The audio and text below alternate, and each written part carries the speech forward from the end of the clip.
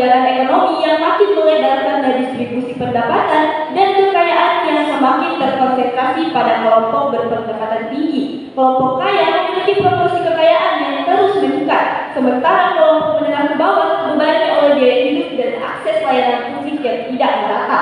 Oleh karena itu, kita harus memilih kebijakan pajak yang paling efektif dan langsung mengatasi akar masalah ketimpangan tersebut. Dewan Juri yang terhormat, pajak orang kaya adalah pajak progresif. Pajak progresif adalah jenis pajak di mana tarif pajak yang dikenakan semakin tinggi seiring dengan meningkatnya pendapatan atau kekayaan yang dimiliki oleh wajib pajak. Tujuan utama dari pajak orang kaya ini adalah untuk menciptakan keadilan sosial dan ekonomi dengan cara memberikan kontribusi lebih banyak kepada mereka yang memiliki kapasitas finansial lebih besar untuk mendukung pembangunan dan kesejahteraan umum. Dewan Juri, pajak konsumsi adalah pajak yang dibebankan pada konsumsi barang dan jasa seperti PPN yang dikenakan kepada semua masyarakat tanpa memandang tingkat pendapatannya. Dewan Juri yang terhormat, efektif mengurangi kesenjangan dengan kebijakan yang secara konsisten menurunkan ketimpangan pendapatan dan memperluas akses layanan publik bagi masyarakat berpenghasilan rendah. Tax and Economic Growth 2021 menunjukkan bahwa negara dengan pajak progresif yang kuat seperti negara-negara Skandinavia memiliki tingkat ketimpangan yang jauh lebih rendah. Dewan Juri yang terhormat ingin membuktikan bahwa kenaikan pajak pada kelompok kaya memiliki dampak langsung pada distribusi pendapatan nasional. Pendapatan dari pajak progresif mampu meningkatkan investasi negara pada kesehatan, pendidikan, dan bantuan sosial. Tiga sektor yang paling efektif menggerakkan mobilitas ekonomi masyarakat.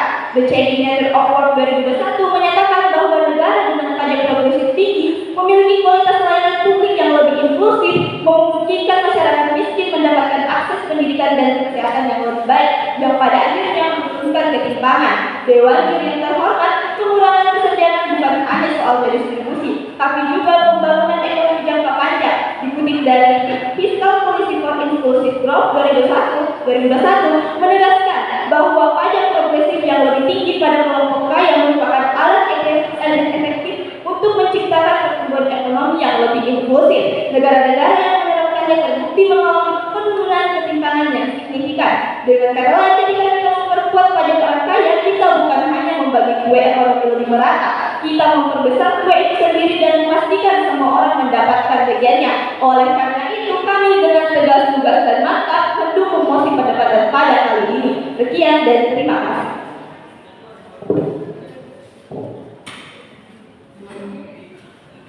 Baik, itulah tadi opening statement yang telah disampaikan oleh Fipro. Menyisakan waktu 25 detik. Kesempatan yang sama kami berikan kepada tim kontra untuk menyampaikan opening statement. Waktu penyampaian 3 menit, toleransi waktu 20 detik. Waktu dimulai ketika kata pertama diucapkan.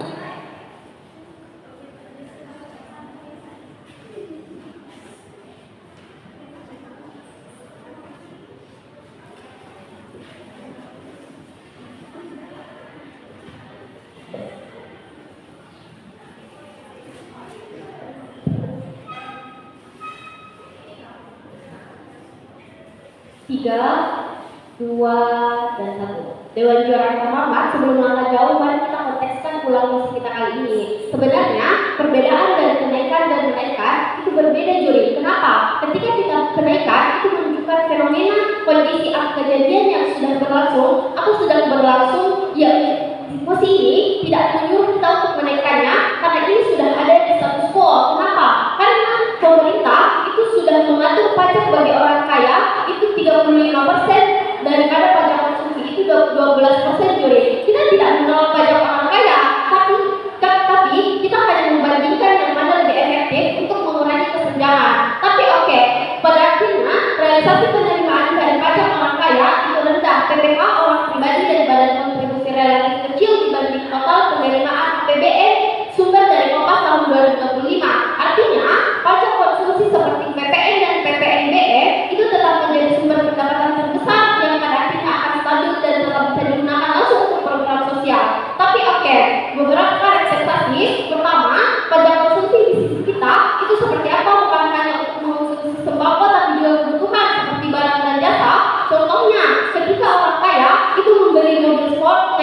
bisnis kelas dan penggunaan hotel bintang 5 serta makan mewah di restoran serta toko-toko supermarket itu semua terkena pajak konsumsi pada akhirnya. Tapi oke, orang kaya itu seperti mereka memiliki pendapatan tinggi dan aset besar, tapi proporsi konsumsi mereka pada bayaran sehari-hari itu relatif kecil dibanding total penghasilan. Berbeda dengan orang miskin atau menengah yang dimana pengeluaran untuk kebutuhan pokok tinggi, tapi mereka juga ikut mengkonsumsi atau barang dan jasa yang terkena PPN 12%. Artinya kontribusi pajak mereka tetap ada walaupun nominal kecil pun PPNBE tambahan itu tetap bisa berlaku. Sehingga kenapa ini penting? Pertama, basis pajak konsumsi itu lebih luas. PPN 12% itu dikenakan hampir semua transaksi barang dan jasa di seluruh Indonesia. Artinya setiap rumah tangga, baik kaya miskin, itu menyumbang. Contoh nyatanya orang itu 1% populasi. Meskipun PPH tinggi, jumlah total transaksi mereka itu jauh lebih kecil dibanding total konsumsi nasional. Artinya juga apa? Ketika kita hanya mengandalkan pajak orang kaya, pertama penerimaan negara itu fluktuatif. Program sosial untuk kalangan rentan itu akan terancam karena mari kita lihat perbedaan pajak pajak PPN dengan PPH. PPN atau pajak penambahan nilai fokus pada apa yang dikonsumsi atau dibeli. Kewajiban itu timbul karena adanya objek seperti barang dan jasa tanpa memandang kondisi pribadi konsumen. Tapi PPH fokus pada apa yang didapatkan atau dihasilkan oleh orang itu. Kewajiban mereka dipengaruhi kondisi wajib pajak seperti misalnya disesuaikan dengan pribadi. Apa jaminan di tim proposisi kalau kita mengandalkan pajak orang kaya itu akan mengurangi kesenjangan atau menjaga itu karena kita tidak bisa bangga.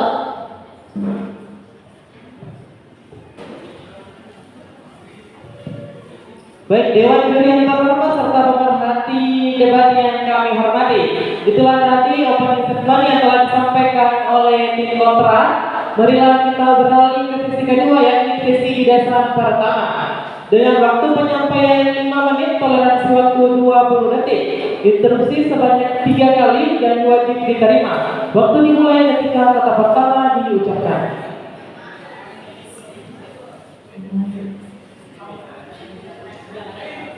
Terima kasih atas waktunya moderator. Dewan Juri yang terhormat, sebelum kita melanjutkan ke argumen saya ingin untuk menjelaskan secara rinci tentang apa itu pajak orang kaya. Pajak orang kaya juga disebut sebagai pajak progresif. Pajak progresif itu apa? Seperti yang dijelaskan oleh pembicara pertama, pajak progresif adalah jenis pajak di mana tarif pajak yang dikenakan semakin tinggi seiring dengan meningkatnya pendapatan atau kekayaan yang dimiliki oleh wajib pajak. Dalam sistem pajak ini sendiri, semakin besar penghasilan atau kekayaan seseorang, maka semakin besar pula persentase pajak yang harus dibayarkan. Merujuk pada jenis pajak yang diterapkan dengan tarif yang semakin tinggi seiring dengan meningkatnya pendapatan atau kekayaan seseorang. Dewan Juri terhormat, sehingga apa? Sehingga terjadilah keadilan di sini. Dewan Juri terhormat. Selanjutnya, saya akan memberikan contoh-contoh dari pajak kekayaan yang belum dijelaskan.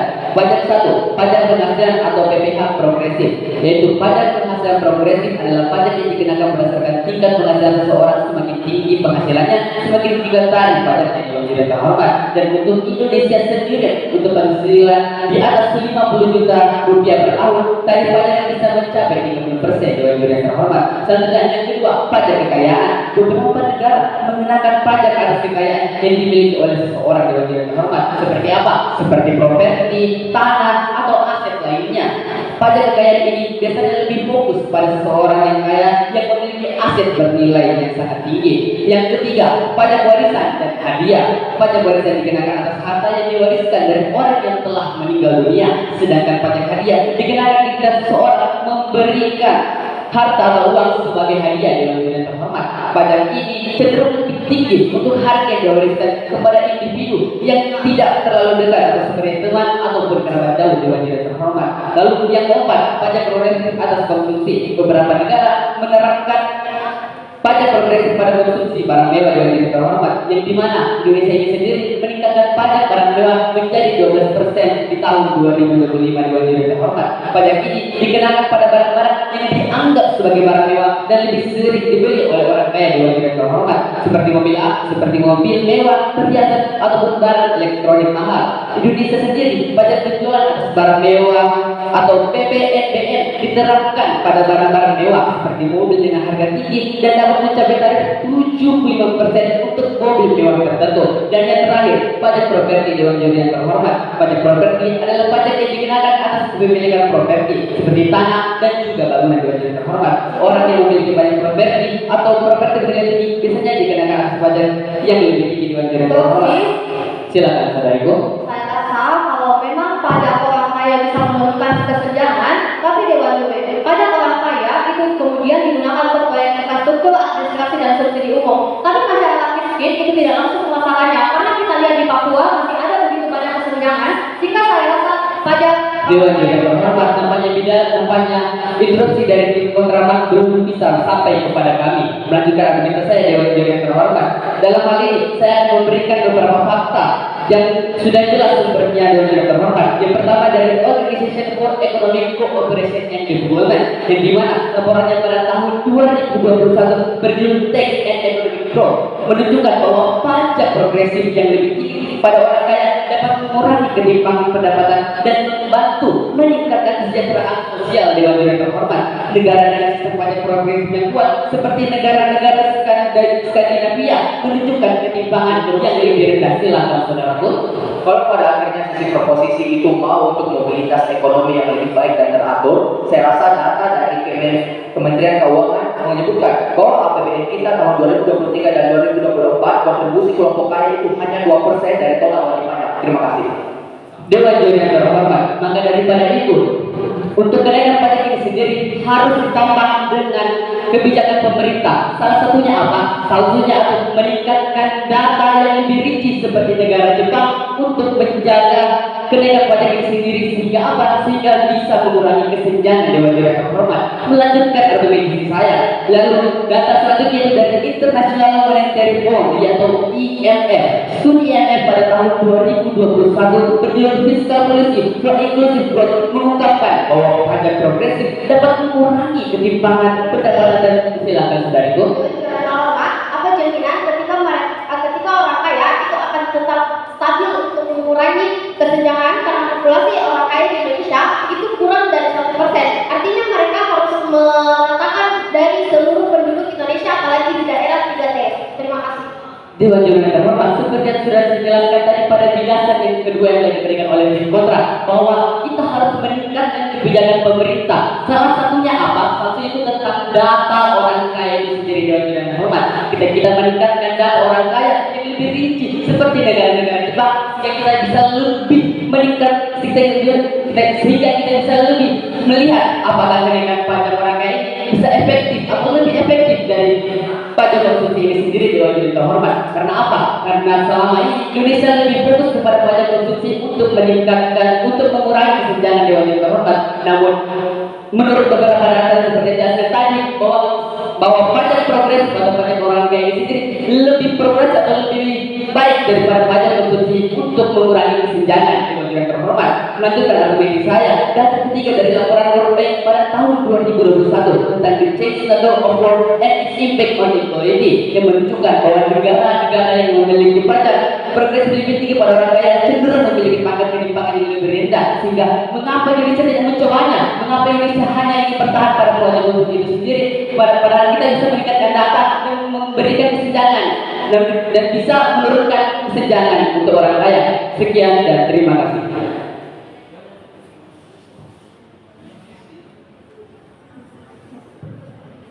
Baik, itulah tadi penjelasan pertama yang telah disampaikan oleh tim Pro. Misalkan waktu 5 detik. Baik, kesempatan yang sama kami berikan kepada tim kontra untuk menyampaikan penjelasan pertamanya. Waktu penyampaian 5 menit, toleransi waktu 20 detik. Dengan interupsi sebanyak 3 kali dan wajib diterima. Waktu dimulai ketika kata pertama diucapkan.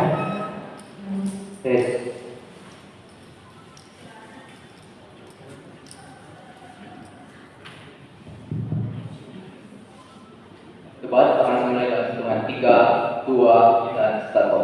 Dewan Juri yang terhormat, saya rasa kedua belah tim baik pro maupun kontra telah setuju dan telah mengkontekstualisasikan posisi sedemikian rupa bahwa pada akhirnya kita perdebatkan bagaimana bentuk kebijakan kenaikan pada status quo. Apakah pada akhirnya bentuk kenaikan pajak progresif dan pajak konsumsi yang mana lebih mendapatkan, yang mana lebih bisa untuk mengurangi yang namanya kesenjangan sosial. Dan saya akan jabarkan kepada juri beberapa penjelasan kepada tim pro. Satu, kalau mereka mau tentang mobilitas ekonomi yang lancar dan bentuk distribusi ekonomi yang bisa teratur, justru pajak progresif adalah regulasi semata. Karena pada akhirnya pajak progresif mudah dihindari dengan tax planning, pengalihan aset atau tax haven. Bahkan data dari IMF tahun 2022 menyebutkan 60 hingga 70% kenaikan tarif bisa hilang karena penghindaran,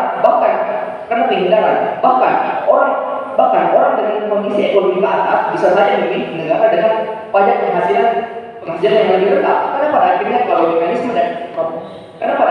bentuk pajak penghasil sangat tinggi pada suatu negara, saya rasa orang kaya itu lebih memilih pindah ke negara yang baru pada akhirnya. Karena pada akhirnya orang negara itu mau sebuah keuntungan. Karena pada akhirnya kalau sebuah negara itu lebih memberikan mudahan kepada orang kaya tersebut, saya rasa orang kaya tersebut akan berinsentif untuk pindah ke negara lain. Sehingga pada akhirnya Indonesia bisa saja kehilangan asetnya. Ini pada akhirnya tidak pernah mencapai goals bisnis mereka, yaitu bentuk mobilitas dan distribusi sosial yang akan ada di masyarakat itu sendiri.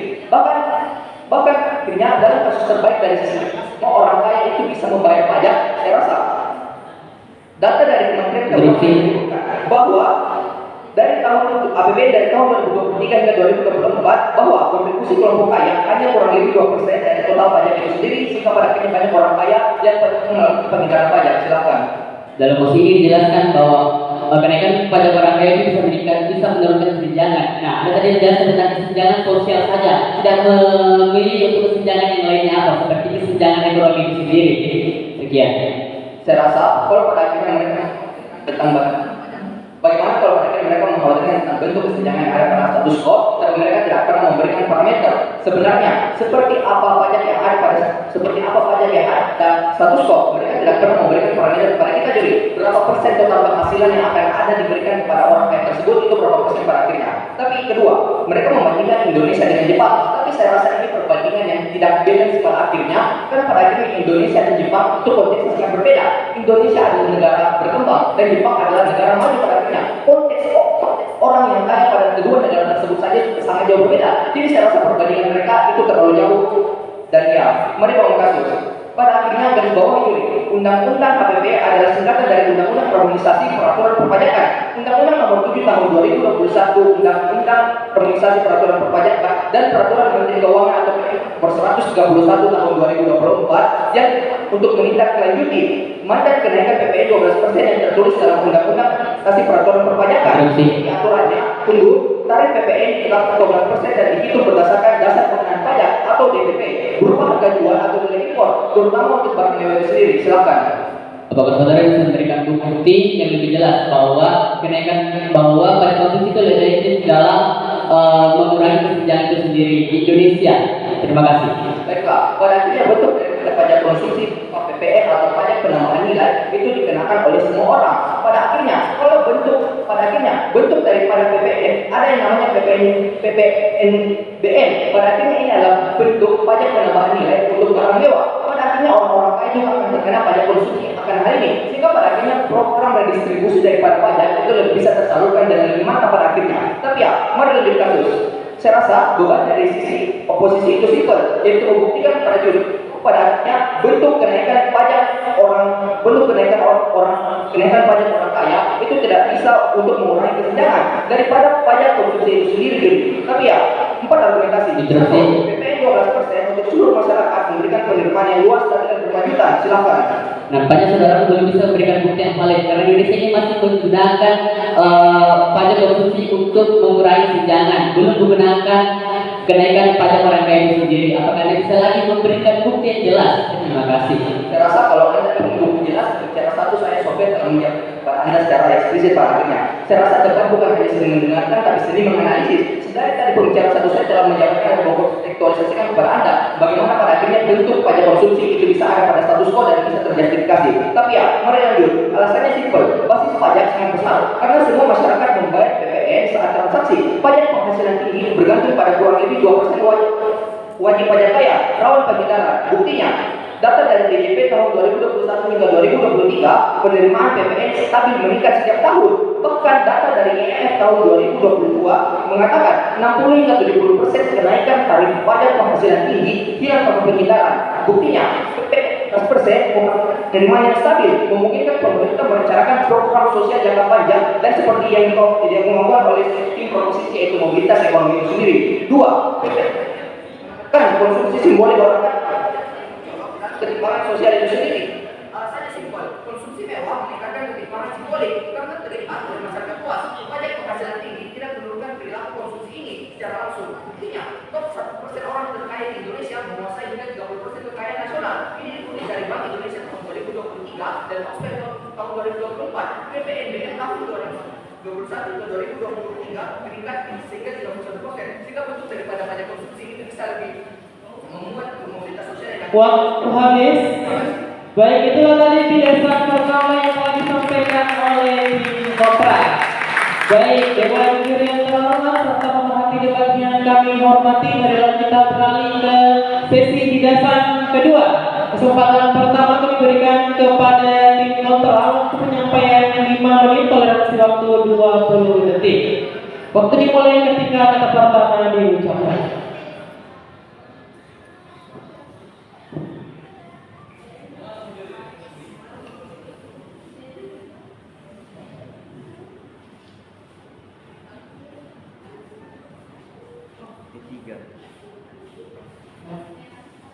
Hadirin yang saya hormati, sebagai pembicara ketiga dari tim Pro, tugas saya adalah memperkuat keseluruhan argumentasi kami serta menunjukkan kelemahan utama dari posisi tim kontra.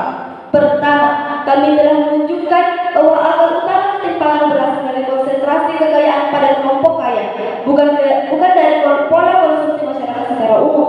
Karena itu, instrumen kebijakan yang paling logis untuk mengatasinya adalah pajak yang menargetkan sumber ketimpangan tersebut, yakni pajak progresif pada kelompok berpendapatan tinggi. Ini adalah pendekatan yang langsung mengenai inti masalah dan terbukti efektif berdasarkan berbagai studi internasional.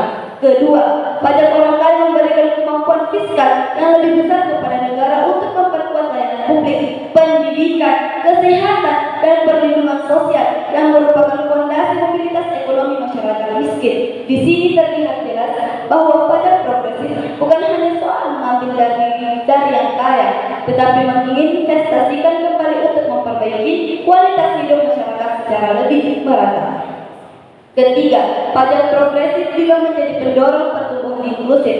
Dengan memperkecil kesenjangan, ada daya beli masyarakat meningkat, stabilitas sosial lebih terjaga, dan perekonomian menjadi lebih sehat. Artinya, kebijakan ini memberikan manfaat jangka panjang bagi semua lapisan masyarakat. Oke, Silahkan saudari. pajak orang kaya digunakan untuk membangun infrastruktur, administrasi, dan lain sebagainya. Tapi sekarang penikmat karena pada akhirnya ada orang-orang kaya yang bisa menikmati fasilitas yang dibangun oleh negara itu sendiri pada akhirnya.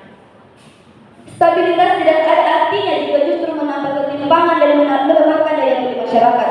Melanjutkan argumentasi saya di Dewan Juri. Tim kontra sering mengangkat kekhawatiran bahwa pajak orang kaya dapat menghambat investasi atau mendorong pelarian modal. Namun, argumentasi ini tidak berdasar karena negara-negara memiliki tarif pajak tinggi untuk orang kaya, seperti Norwegia, Denmark, dan Swedia, justru menjadi negara dengan tingkat investasi, pendidik, dan inovasi yang sangat tinggi. Pajak konsumsi yang mereka bayar justru terbukti bersifat regresif. Artinya, beban terbesar ditanggung oleh masyarakat berpenghasilan rendah karena mereka menghabiskan sebagian besar pendapatannya untuk kebutuhan pokok. Tim kontra gagal menunjukkan bagaimana pajak konsumsi dapat mengatasi akar kesenjangan. Mereka hanya menawarkan kebijakan yang tampak sederhana tetapi tidak menyelesaikan masalah struktural. Dewan Juri yang terhormat, berdasarkan semua argumen yang tim kami sampaikan, penargetan langsung pada sumber ketimpangan, penguatan layanan publik serta terciptanya pertumbuhan ekonomi yang inklusif, maka jelas bahwa menaikkan pajak orang kaya adalah kebijakan yang lebih efektif dan tetap setara dibandingkan pajak konsumsi. Karena itu, sebagai pembicara ketiga, saya dengan tegas menegaskan bahwa tim berdiri kuat mendukung mosi ini.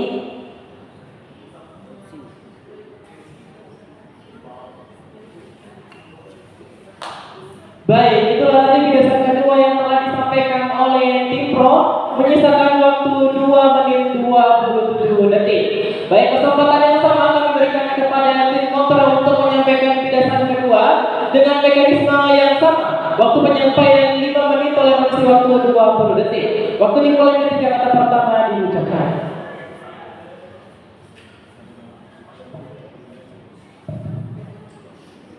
3, 2, dan 1. Sebelum masuk ke dalam poin pertentangan, beberapa respon. Pertama, kalau Pro bilang kalau pajak orang kaya akan mengatasi sumber kesenjangan, saya rasa ini tidak eksklusif. Karena manfaat yang mereka mau seperti mengurangi ketimpangan juga akan bisa dicapai di sisi kami lewat pajak konsumsi dewan juri. Pajak konsumsi pada barang mewah itu berbeda dengan pajak konsumsi pada barang-barang seperti sembako misalnya dewan juri. Pajak konsumsi yang ada di sisi kita seperti sudah dijelaskan itu 35% untuk barang-barang mewah seperti mobil sport misalnya, atau ketika mereka naik ke bisnis kelas atau bahkan private jet, sehingga manfaat yang mereka tawarkan itu akan ada di sisi kita. Tapi yang kedua, mereka bilang kalau mereka akan berbicara ketika mereka bilang kalau mereka akan menaikkan pajak orang kaya. Tapi saya rasa kita tidak membahas tentang bagaimana cara Anda untuk menaikkan pajak tersebut, tapi kita membahas tentang bagaimana efektivitas yang akan ada di sisi kita tentang kenaikan akan mengurangi kesenjangan itu sendiri.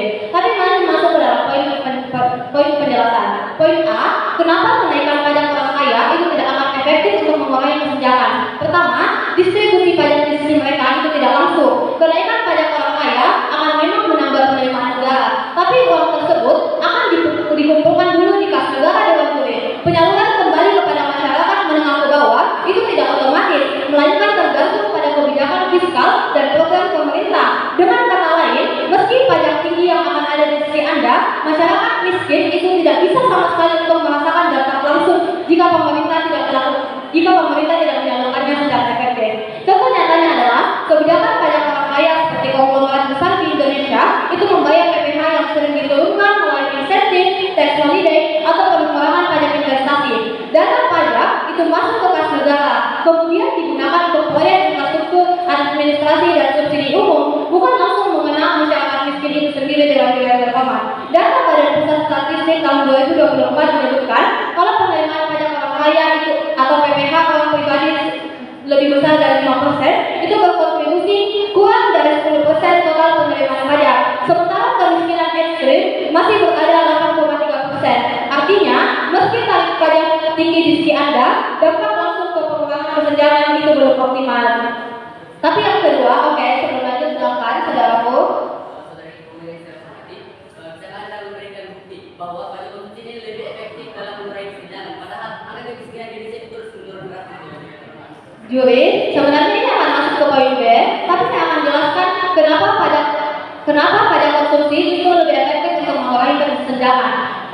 Pertama, pajak konsumsi itu bisa dirancang secara progresif. Pajak konsumsi standar itu memang regresif, artinya orang miskin terbebani lebih besar. Tapi ini bisa diubah pemerintah menjadi progresif dengan strategi A, kebutuhan pokok dibebaskan pajak seperti beras, minyak, telur, susu, obat-obatan, dan lain sebagainya. Penggambarannya adalah kebutuhan pokok seperti ini dibebaskan dari pajak tinggi sesuai dengan PPN sembako. Ini dibebaskan sesuai undang-undang PPN. Ini dijelaskan oleh Undang-Undang Dasar Negara Republik Indonesia PPN nomor 42 tahun 2009 dan peraturan turunan yang menyebutkan kalau beras, gula, minyak goreng, telur, susu, dan lain sebagainya itu diturunkan. Data dari kantor Asisten Deputi Sekretaris Kabinet bidang dokumentasi dan terjemahan tanggal 31 Desember tahun 2024 menyebutkan kalau pemerintah memutuskan kenaikan tarif pajak pertama nilai PPN dari 11% dan 12%, ini hanya akan diberlakukan pada barang dan jasa yang mewah. Di luar kategori itu, tarif PPN untuk barang dan jasa yang lain itu tetap mengikuti ketentuan yang berlaku sejak 2022 yaitu 11% dalam juri. Keputusan itu disampaikan langsung oleh Presiden Prabowo Subianto dalam pernyataan pers mereka di kantor Kementerian Keuangan. Tapi Presiden juga berkata kalau jet pribadi, kapal pesiar, motor yacht, dan rumah yang sangat mewah dengan nilai di atas rumah milik masyarakat kelas menengah itu juga akan dikenakan tarif yang begitu tinggi 35% dalam juri. Perbandingannya adalah di sisi kita masyarakat kaya itu akan membayar dengan yang mahal sehingga pada akhirnya pajak membayar pajak. Silahkan.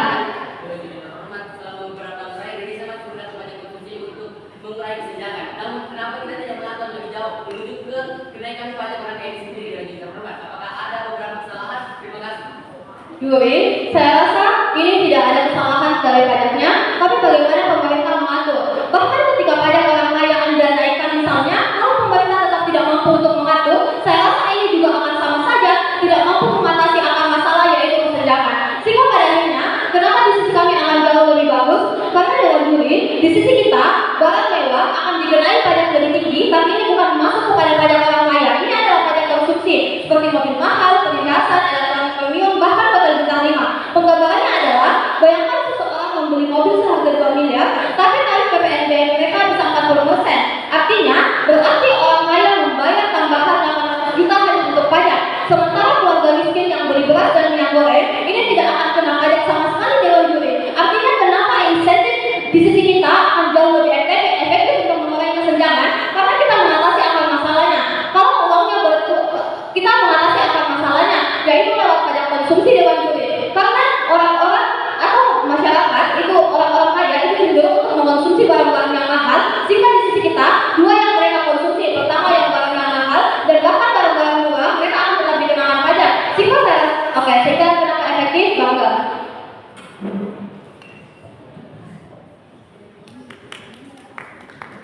Baik, itulah tadi penjelasan kedua yang telah disampaikan oleh tim kontra. Dengan berakhirnya penjelasan kedua yang telah disampaikan oleh tim kontra, maka berakhir pula sesi penjelasan pada match kali ini. Marilah kita beralih ke sesi terakhir, yakni sesi closing statement, di mana kesempatan pertama kami berikan kepada tim kontra untuk menyampaikan closing statement. Waktu penyampaian 2 menit tanpa toleransi waktu. Closing statement dapat disampaikan oleh pembicara pertama maupun pembicara kedua. Waktu dimulai ketika kata pertama diucapkan.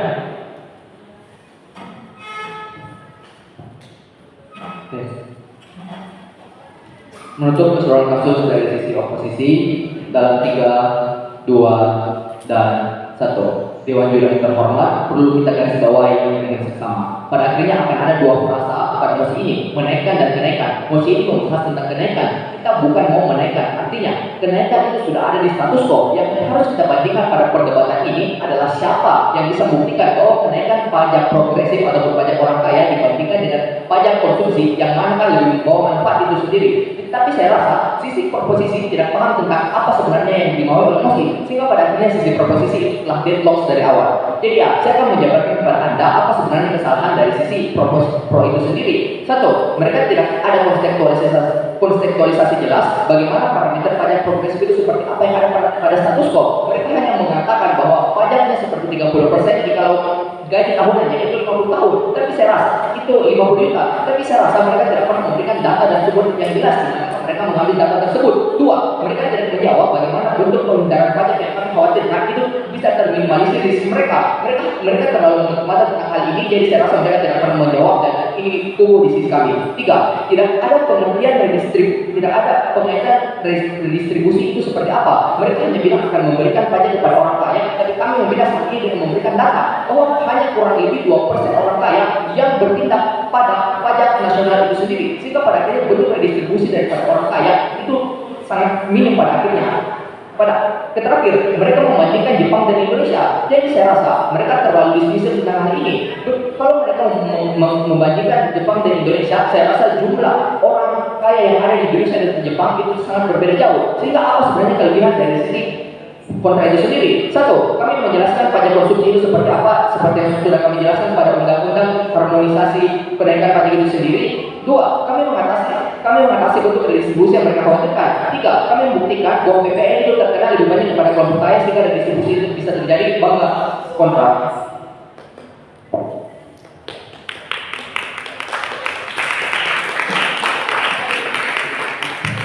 Baik, Dewan Juri yang kami hormati serta pemerhati debat yang kami hormati, itulah tadi closing statement yang telah disampaikan oleh tim kontra.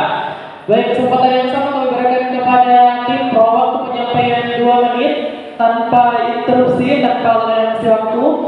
Closing statement dapat disampaikan oleh pembicara pertama maupun pembicara kedua. Waktu dimulai ketika kata pertama diucapkan.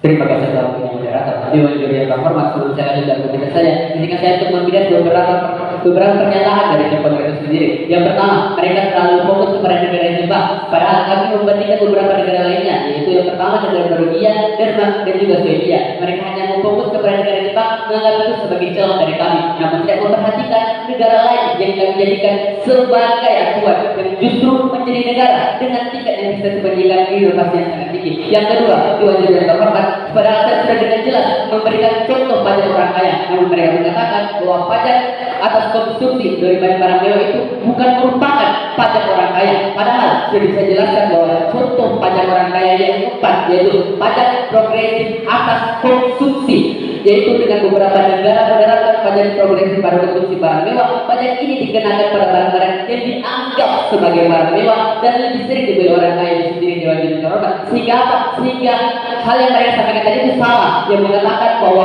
pajak kenaikan barang mewah itu bukan merupakan pajak orang kaya. Padahal sudah jelas bahwa pajak orang kaya pada kali ini termasuk ke dalam contoh pajak orang kaya yang juga terhormat. Melanjutkan argumentasi saya, mengapa kenaikan pajak orang kaya bisa mengurangi senjata ekonomi di dunia terhormat? Yang pertama, meningkatkan pendapatan negara. Jika kita meningkatkan data yang lebih signifikan tentang pajak orang kaya, kita bisa meningkatkan infrastruktur, pendidikan, sekolah, kesehatan, ataupun pangan yang dikhawatirkan oleh di kota itu sendiri di dunia terhormat. Yang kedua, mengurangi ketimpangan ekonomi. Pajak yang lebih tinggi dari mereka yang memiliki lebih banyak harta bisa digunakan untuk membiayai program-program yang menguntungkan golongan masyarakat yang lebih miskin. Seperti apa? Seperti subsidi pangan, pendidikan, kesehatan, dan juga yang lainnya di dunia terhormat. Dan yang terakhir, peningkatan kesejahteraan rakyat di dunia terhormat. Program-program yang dibiayai oleh pajak ini dapat memberikan akses yang lebih baik kepada masyarakat untuk pendidikan, perawatan, dan lain sebagainya.